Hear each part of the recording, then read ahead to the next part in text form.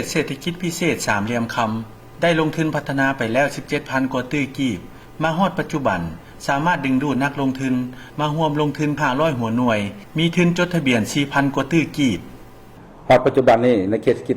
พิเศษสามเหลี่ยมคำพะฮอนี้ได้มีการดึงดูดการลงทุนได้ 14,000 ตื้อกีบหรือว่า 1.6 ตื้อดอลลาร์สหรัฐอเมริกาที่เข้ามาลงทุนอยู่ในเขตพิเศษสามเหลี่ยมคำพะฮอนี้ในเขตเศรษฐกิจพิเศษสามเหลี่ยมคำมีนักลงทุนขนาดน้อยและขนาดกลางในบรรดาห้างต่างๆกิจการต่างๆและหัวหน่วยธุรกิจต่างๆนี่มีประมาณ500หัวหน่วยธุรกิจและมีถึงจดทะเบียนทั้งหมด400 กว่าล้านดอลลาร์สหรัฐอเมริกาภายใน2ปีนี้การพัฒนาของตัวเมืองเขตสามเหลี่ยมคำของเรานี่อย่างก้าวกระโดดโดยเฉพาะพื้นฐานโครงสร้างต่างๆโรงแรมที่อยู่อาศัยถึงแม้ว่าตลอด12ปีของการพัฒนาเขตดังกล่าวมันได้ส่งผลดีให้แก่การพัฒนาประเทศชาติเว้ารวมเว้าเฉพาะการสร้างเวียกเฮ็ดงานทำแก่ประชาชนสร้างรายรับให้ประชาชนเฮ็ดให้เขาเจ้ามีชีวิตการเป็นอยู่ที่ดีขึ้นแต่กลุ่มกันข้ามยังมีกลุ่มคนบ่ดีใส่ให้ป้ายสีเพื่อคัดขวางการพัฒนาดังกล่าวข้าพเจ้าก็ยักชี้แจงปัญหานี้มาโดนนานแล้วเนาะแล้วก็เคยชี้แจงผ่านหลายสื่อสมควรการที่ออกข่าวบิดเบือนความจริงเกี่ยวกับการพัฒนาของเขตสามเหลี่ยมคำนี่มันก็มีอยู่ตลอดเนาะโดยเฉพาะในบรรดาข่าวแต่เป็นตกหรือว่าข่าวผู้ที่บ่หวังดีก็ได้เอาข่าวว่าเขตเศรษฐกิจพิเศษสามเหลี่ยมคำมันเป็นดินแดนของจีนมาซื้อเอาแนวนั้นแนวนี้แล้วก็มีแต่ลักษณะของจีนหมดลาวบ่มีผลประโยชน์อีหยังอันนี้มันคิดผิดแหละอันนี้นะเนาะในเบื้องต้นประชาชนก็บ่เข้าใจบ่ให้ความร่วมมือเท่าที่ควรระยะเบื้องต้นแต่มาฮอดปัจจุบันนี่เห็นในการพัฒนาของเขตสามเหลี่ยมคำประชาชนมีผลประโยชน์จนสูงสุดดังนั้นประชาชนที่อ้อมข้างปัจจุบันนี่มันให้ความร่วมมือเต็มร้อยโดยเฉพาะในปัญหาการไกลเกลี่ยชดเชยที่ดินต่างๆเพราะว่าประชาชนเห็นได้แจ้งเลยเด้ว่าการพัฒนานี่มันนำผลประโยชน์มาสู่ประชาชนแท้มันบ่คือดังคำเว้าการพัฒนานี่มันแต่คนจีนเฮ็ดเองคนจีนเป็นผู้ยึดครองแล้วก็เอาเงินเมืองกลับบ้านบ่แม่นนับแต่ผู้พัฒนาเพิ่นบ่ได้พัฒนาฮอดปัจจุบันนี่เพิ่นยังบ่ได้เอาเงินกลับบ้านจากจีนได้เงินเท่าใดเพิ่นก็ลงทุนใส่ได้เงินได้เท่าใดจากการพัฒนานี่นะเพิ่นก็มาลงทุนต่อยอดไปนี่นะจนมันฮอด99ปีพุ่นแหละอยากว่าอยู่ในเขตสามเหลี่ยมคำพะเฮานี่ GDP นี่อยากว่าสูงกว่าหมู่อยู่ในประเทศลาวแล้ว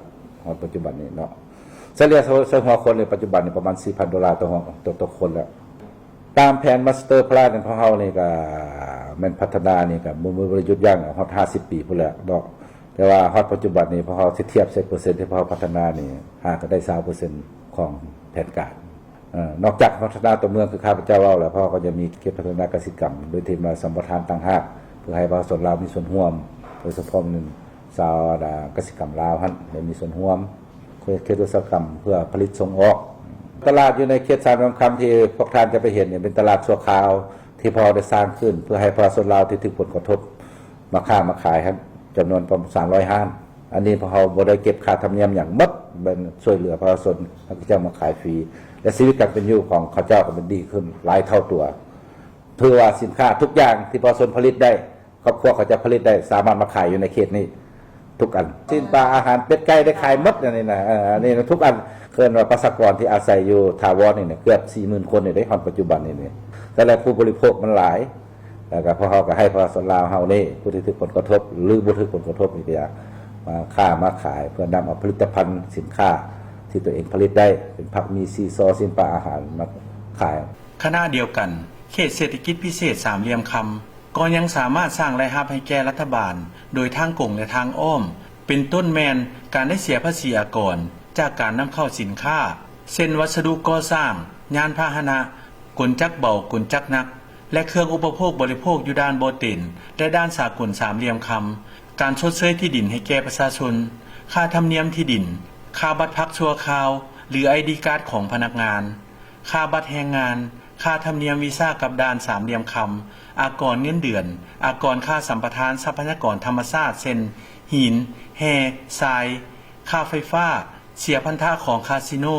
รวมทั้งการนำเข้าน้ำมันเชื้อไฟมานำใช้อยู่เขตดังกล่าวและยังมีค่าใช้จ่ายอื่นๆเติมอีกนับแต่สร้างตั้งเขตเศรษฐกิจพิเศษสามเหลี่ยมคำมาฮอดปี 2019 นี่ทางเขตเศรษฐกิจพิเศษสามเหลี่ยมคำเนี่ยมันได้เสียพันธะอากรทั้งหมด ให้แก่รัฐบาลลาวรวมและนี่ครับจะว่าทางเสียทั้งตรงและทางอ้อมให้แก่รัฐบาลลาวนี่ประมาณ$400 ล้านสหรัฐอเมริกาแล้ว